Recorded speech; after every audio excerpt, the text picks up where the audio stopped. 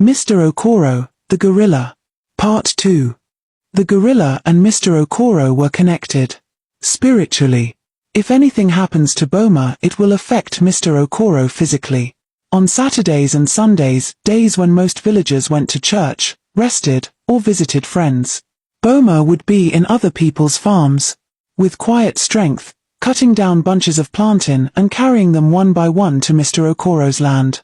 Sometimes Boma the gorilla worked for hours, dragging plantain from farms 5 hills away. Nobody ever caught him. He moved like a shadow, blending with the trees. By Sunday night, the tiny farm would look like a plantain warehouse. And on Monday, Mr. Okoro would call boys from the village. "Come and help me carry this to the market," he'd say, throwing money around like groundnut. Nobody questioned him. He was rich, generous, and respected. People were just happy to work for him, even if they wondered, how can a man with only 4 rows of plantain have harvest like this? But the truth, the real truth, was hidden deep in the forest. By Monday morning, the whole village of Abo would be filled with tears and noise. Farmers would return to their lands and find their plantain gone, cut clean from the trees, not even one left behind. Who is doing this to us? God, why now? Plantain that I was planning to sell this week. Mothers wept. Fathers cursed. Young boys ran around searching for footprints. But every time, the thief disappeared like smoke. Meanwhile, in the center of the village square, Mr. Okoro was busy selling plantain. Smiling. Laughing and giving small change.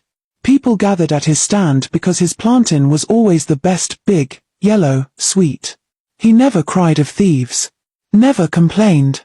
Never lost even one bunch. Some people started suspecting him. Why is it only Okoro that this thief never touches? This man knows something. But they had no proof. Mr. Okoro was too smart, too calm, and too rich.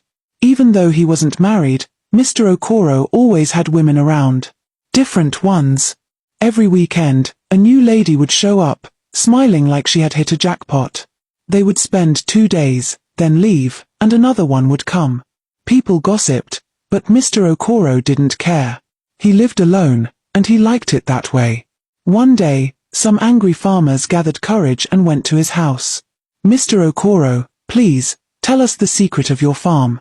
We are suffering," they said with respect. But Mr. Okoro stood up, pointed at the gate, and shouted, "Lazy fools. All of you. You think I'm your problem? If you worked hard, you won't be here begging for secrets. Get out of my compound." The men left, ashamed and angry. From that day, the people of Abo came together. They formed a village task force. They set traps, watched at night, even brought in local hunters.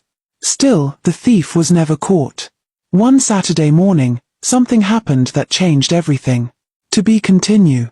Please like and comments for the next part.